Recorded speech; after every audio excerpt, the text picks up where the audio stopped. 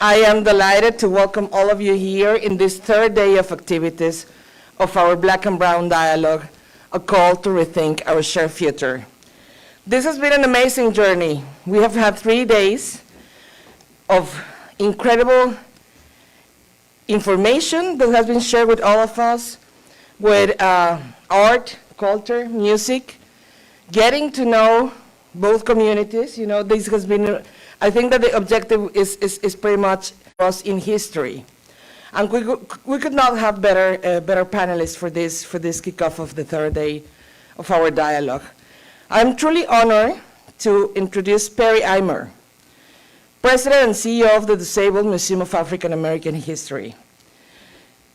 Irmer was a litigator in private law practice. Her career in the government has been amazing. She served as the CEO of the Illinois Sports Facilities Authority, Assistant General Counsel for the Chicago Public Schools, Deputy Commissioner of the City of Chicago Department of Buildings, and Director of Construction Services for the Public Building Commission of Chicago. She also worked as a private sector real estate professional. She holds a professional Bachelor of Architecture from the Illinois Institute of Technology and a JD from the University of Chicago Law School. Eimer serves for the Obama Presidential Center Inclusion Council and the After School Matters Advisory Board. I could go on and on of all the wonderful things that Perri has done, but what I have to say, and I think it's important for me to share with you, is that since I arrived 2 years ago, Perri has been a friend, a partner, and a real ally for the consulate. One of the first meetings that I had was with her. She's always willing to share with us all the amazing accomplishments and activities that she organized at the Dusable Museum of African Art. But we shared the vision, and I think that's why I respect the most. I've learned a lot from you, Perri, and I'm really happy that you're here this morning to talk about our shared African roots. Thank you so much, Perri, and the microphone is yours.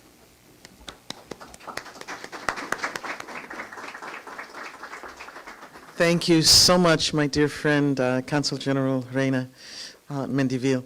As Reina said, we met very early on when she first arrived in Chicago, and I've done work with the Chicago Consular Corps for many years, for many decades actually, and I'm always happy to welcome our new consuls general from whatever nation, but in particular Reina, who you know is an ambassador level diplomat, right? So it tells you something about the importance of the Mexican American community in this city and its significance that they sent an ambassador to fill the role of Consul General here at the Mexican Consulate in Chicago. So I'm just really honored to be here, Reina. Thank you so much. This is a really important discussion, and I'm so proud that you have taken the initiative not just to present this dialogue here in Chicago, but in partnership with the other cities and the other states that you've brought to the table. And I'll say hello to everyone. I know this is being recorded, but thank you so much for making me part of the agenda for this amazing event. And thank you to your staff as well. You know, we have to thank our staffs because nobody does this in a vacuum alone, right? And without the help of our staff and our community and everyone who pitches in to bring these wonderful events together, they couldn't be done and they couldn't be successful. So thank you everyone who contributed to the success of this wonderful 3-day event. So the Dusable Museum is actually the oldest independent black museum in the nation. We're celebrating our 60th anniversary this year, and we are an affiliate of the Smithsonian Institution. So we've really collaborated, really far and wide with many of the other museums, and especially the National Museum of Mexican Art, and my friend Billy Ocasio up at the National Museum of Puerto Rican Arts and Culture. And we have overlapping histories, right, which I'll talk a little bit about today.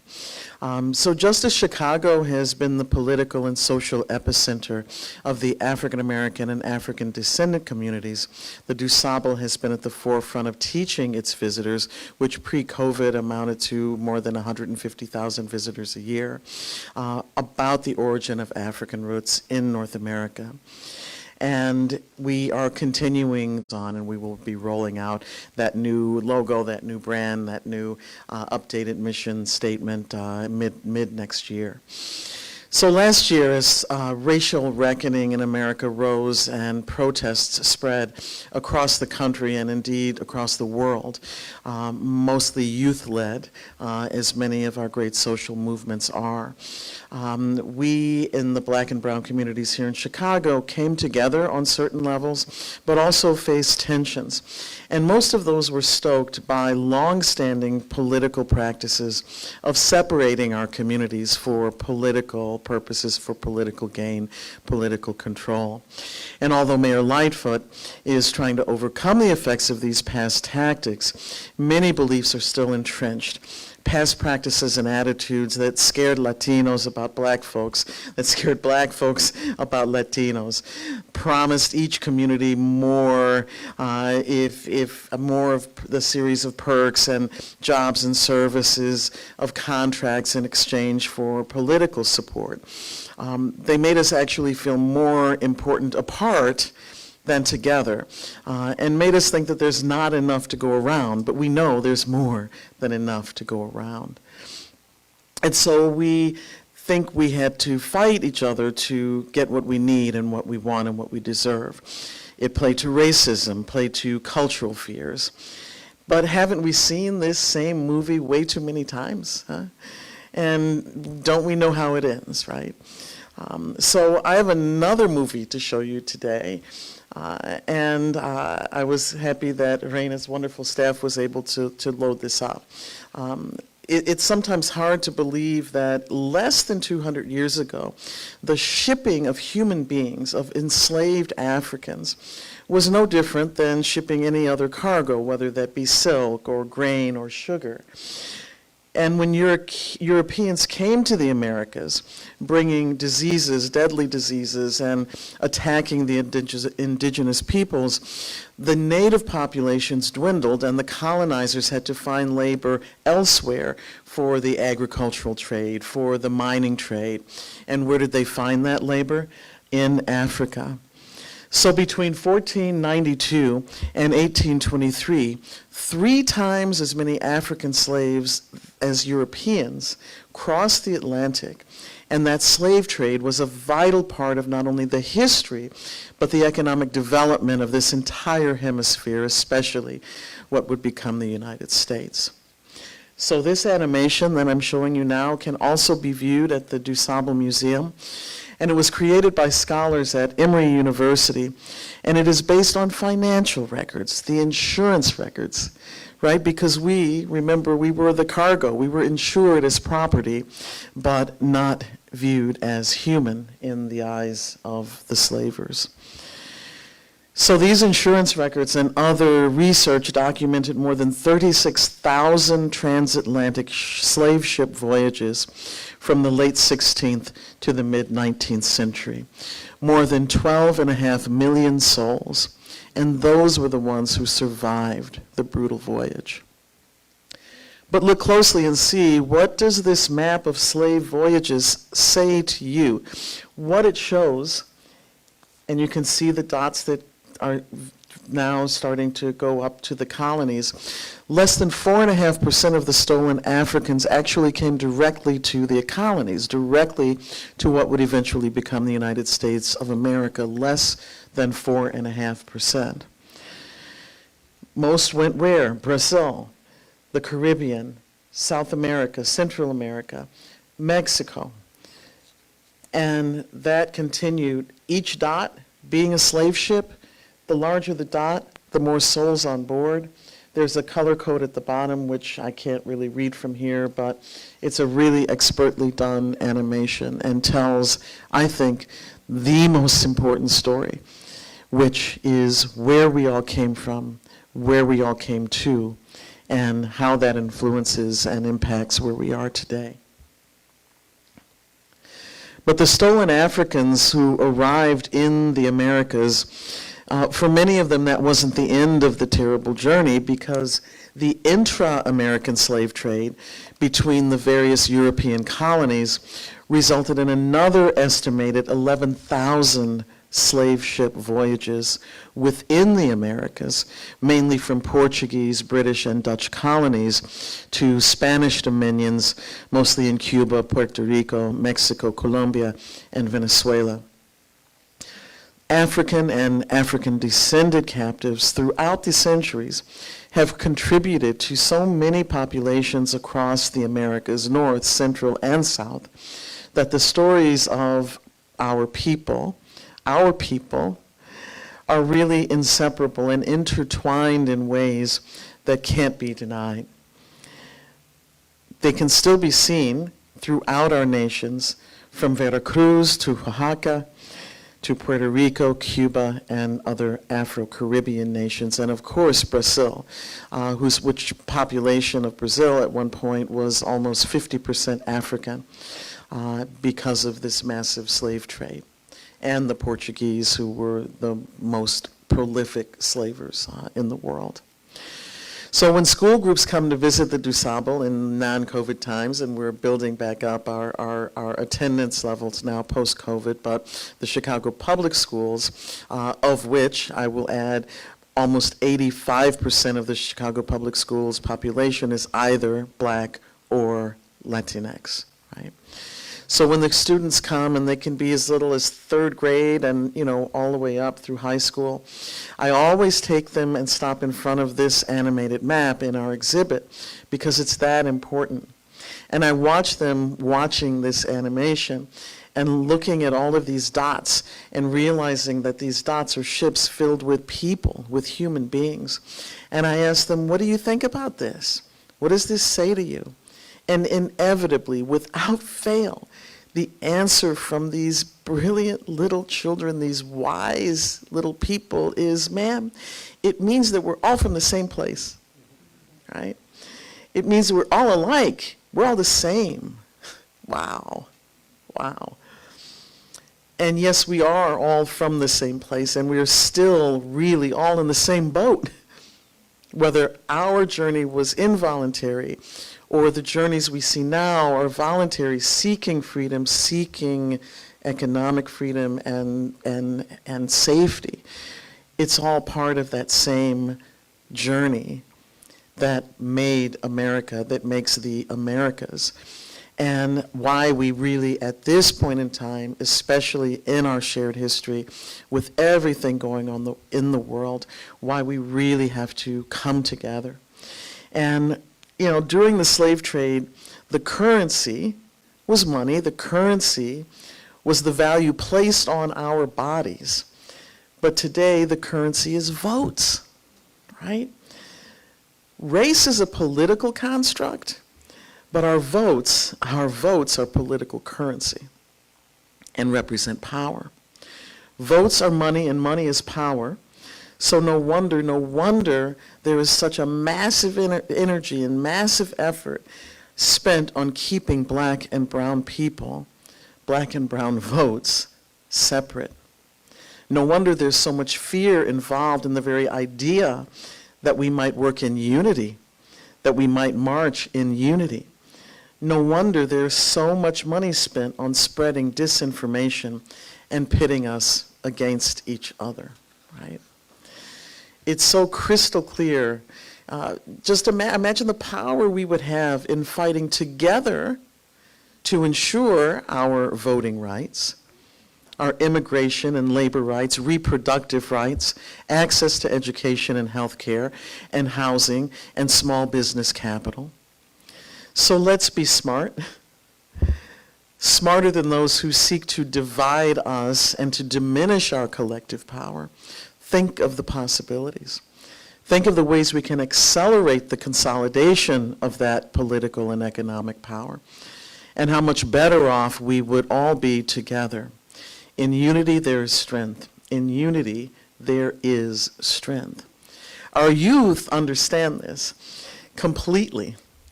They're smarter than us old folks. And our young people are the ones who are going to save us, save our democracy, save our planet, if we let them.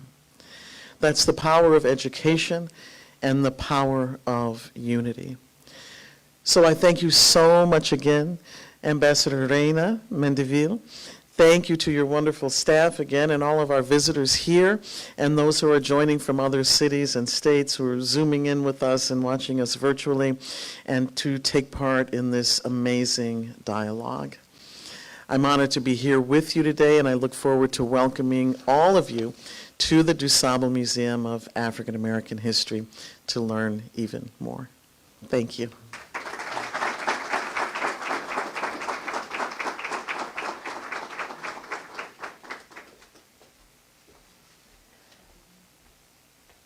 Thank you so much, Perri, and you couldn't have said it better. Thank you for this information, and as you said, in unity, there is strength. We should not forget that. I think that's going to be our mantra for this, after the Black and Brown dialogues. Thank you so much. At the end, as Perri reminded us, we all come from the same place. So we should keep that in mind when we talk about all the different issues that affect our communities. And certainly be sure that we can do much more when we are in unity than when we are separated. So all those misperceptions, prejudices, cliches that are in our mind should not fog our vision for what we can, the potential that we have for the future. And precisely to talk about that, I am very happy to welcome here Camila Forman, writer and collaborator of Lit and Luz Festival. Lit and Luz is also a festival that's taking place right now that is really close to Mexico and close to the consulate, that ties really closely our two cities, Chicago and Mexico City, because a lot of writers come from Mexico as well. So just to give us another perspective of what we've been talking about all these days, I am delighted to have a writer here with us. Kamilah Foreman is Director of Publications at the Dia Art Foundation. She has held various editorial roles at the Metropolitan Museum of Art, Solomon R. Guggenheim Museum, and the Museum of Contemporary Art. She was a senior editor for more than 6 years and the planning committee chair at the National Museum Public Seminar. During the last 10 years, she was a fiction editor at Make magazine in Chicago. She was also the secretary of the board of directors of the Williamson Memorial Park Association and an associate editor at Publications International Ltd. She studied tutorial studies, and she holds an MA in humanities at the University of Chicago. Camila, we're ready to hear from you.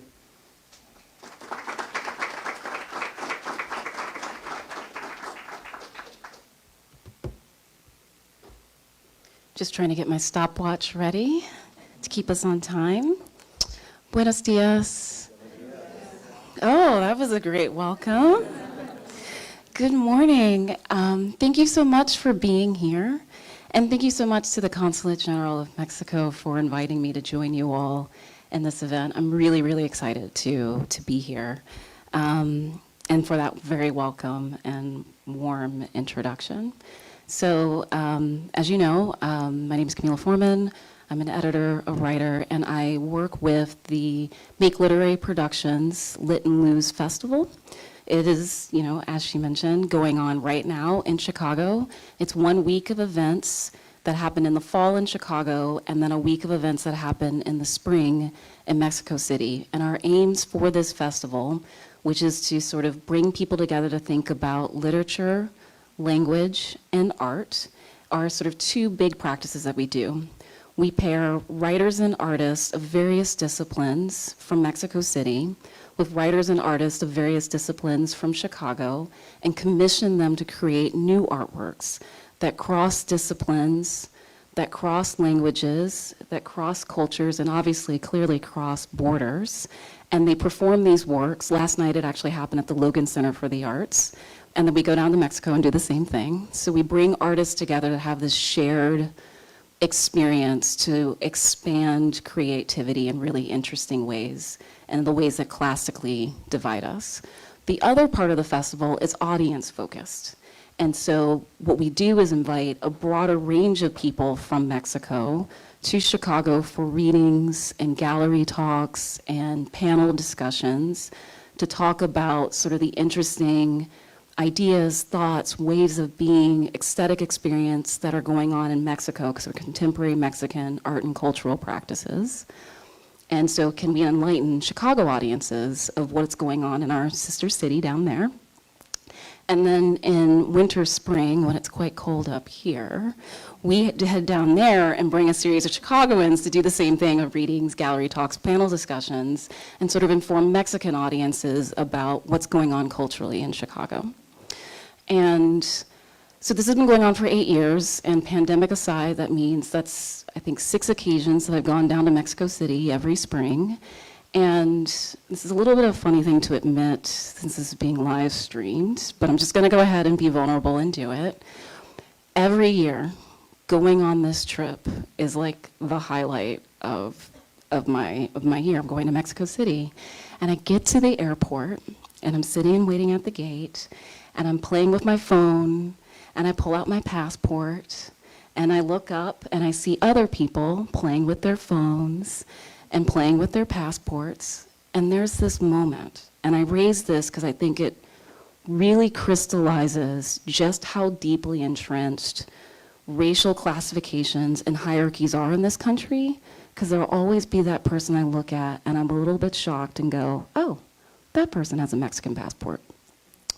And I raise this because if we're here to talk about Black and brown dialogue, I don't think there's a way to talk about it without talking about just how imperfect the color-based classification is for considering peoples who, as Perri pointed out, we have a shared history, right? And there's this moment where an everyday living experience in America, I know everyone looks different and has different experiences, but I see that Mexican passport in the hand of someone who in the United States is considered brown, but in any other part of the world would not be considered brown. And I think we have to think about, like, what is the category that we're even starting this dialogue from?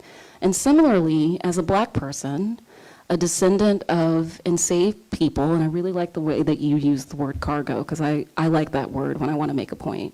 My people were brought over as objects to what became the United States centuries ago. And my Blackness is very different from the Blackness of people who were brought over or descended from people who were brought over as cargo to the Caribbean. And it's different from the Blackness of more recent African immigrants. So these categories of brown and Black are multidimensional. And the only way to really think about it is to think about it in a very prismatic way and see how the light reflects through differently in different situations. And it's not just intersectional based on gender identity or class positioning or first language spoken in the home. It's also multidimensional in terms of how we even think about this history and what literally brings all of us here into this room today or to the screen that you're watching this on right now. So that's that snap judgment moment where I go, oh, you have a Mexican passport. When I hop on the plane and I arrive in Mexico City, another mystery arises, which is, what happens to Blackness? And I raise this because there's a way in which, and Perri pointed this out very eloquently and concisely, what is currently the United States and what is currently Mexico, contiguous borders, have shared demographics that created them. They were indigenous peoples, European colonizers came over, imported Africans, and yet the way those racial classifications arose and get applied is so different, and that when I go to Mexico, only when I occasionally hear the sounds of son jarocho or run into a photography exhibition that's like documenting Costa Chica, do I see these traces of Africanness. But in some ways it feels like that Blackness disappears. And it's so strange every year, beginning the trip and then going through the trip, it's like I leave the United States with its really imperfect definition of brownness that's based on language, culture, and history. And then I go to Mexico where Blackness disappears. Brown is big in one place and way too big, but for purposes of being allies, it should be big, right? But it's based on these really fraught, problematic colonial understandings of people and who can live where and under what circumstances and what are the material conditions of the ways that they can build their lives. So during the pandemic, I got really curious about this phenomenon and began to read a lot more about the history of Blackness in Mexico. And because I cannot be as concise as Perri, I'll just share my favorite book, which was Ricardo Wilson's The Negrescent Beyond, The Psychic Vanishing of Blackness in Mexico. And what I found really great about it was not only did it sort of elucidate the history of the different experiences of enslaved peoples and the slave rebellions that happened there, the free communities of blacks that were able to exist, the sizable population of Africans that lived in Mexico City in the 1700s and the 1800s, the interesting ways that people allied with indigenous communities and were able to join those communities, intermix, intermarry, and why we have these different classification systems that is very color-based in the US and very stratified. And then in Mexico, that's much more nuanced. And there's a much greater sensitivity and awareness and acceptance of hybridity and shared DNA that we don't see here where there's, the one drop rule. But what also I found really fascinating about it was that it broke things down in terms of the legal, the bureaucratic, the political understandings of race, and also the social, the cultural, the interpersonal, and the psychological ways that race operates in these different circumstances. And that has been sort of a guiding way for me to think about these things more recently, and especially in sort of considering, the uprisings of last summer, or 2 summers ago, I guess, technically at this point, and other shared moments of struggle, is that as much as we want to focus on and change the political, the legal, and the bureaucratic, and some very smart people will be speaking later through this program about ways that we can do this, the way that everyday people can really influence things is at the level of the social, the cultural, the interpersonal, and the psychological. That's where we have greater agency. That's where we have these greater moments of exchange. That's where we have these greater connections. And I think related to that, art brings us these horizons of open cultural possibilities. And I think building on what Perri brought up in terms of the bigger centuries-long global histories that put us in these places and put us in these identity categories, as problematic as they are, we can look to more recent history of shared struggles and shared understandings and shared senses of the horizons of possibility. So the last thing I want to sort of briefly touch on is, aside from Indigenous people,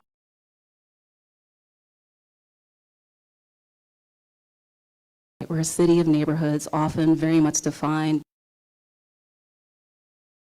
immigrants who are there now, and it's really fascinating to think about how all of these peoples came here. And so classically, when we think about Black people in Chicago, we think about the various great migrations, in the 19-teens, between the world wars, after World War II. And it's also really interesting to think about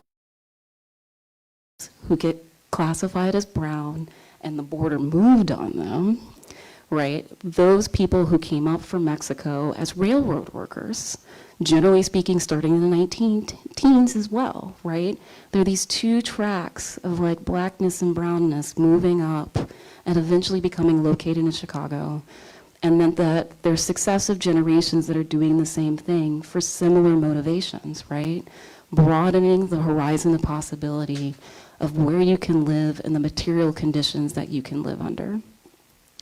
One really great thing about being a part of this program is I love how over the last couple of days, we've been thinking together about the various dimensions that this all affects us, right? The food that nourishes us, the communities and how we create safety and care, and the governmental organization that's meant to serve and protect, policing, or the way that some of us should probably be wearing masks all the time because we live in communities like Little Village or down near Calumet, where the air quality is always so poor, and the way that those material circumstances, again, affect the horizons of where we can be and how much space there is to grow on that. And so for those of us who are this descendant of migrants, whether our parents, our grandparents, our great-grandparents, who dreamed for us and came to the city and found a radically different reality and started these struggles that we continue today and hopefully future generations will continue, I think there's a way to think about it not just as the shared struggle of today, but the shared struggle of our recent ancestors, many of whom are alive and we can still talk to, and how they wished better for us.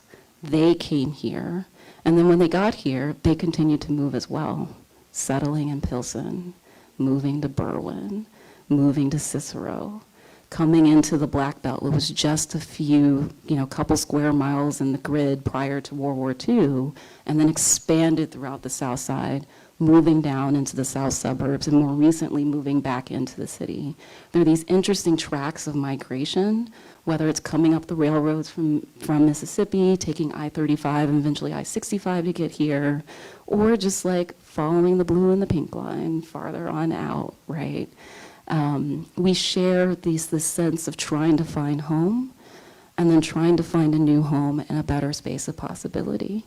So I think I'm going to close on that because there's some brilliant people who are coming up who are going to talk about the ways that we can to put plans into action from the community level, from the business level, and also from the greater space of creating a better society. So thank you very much.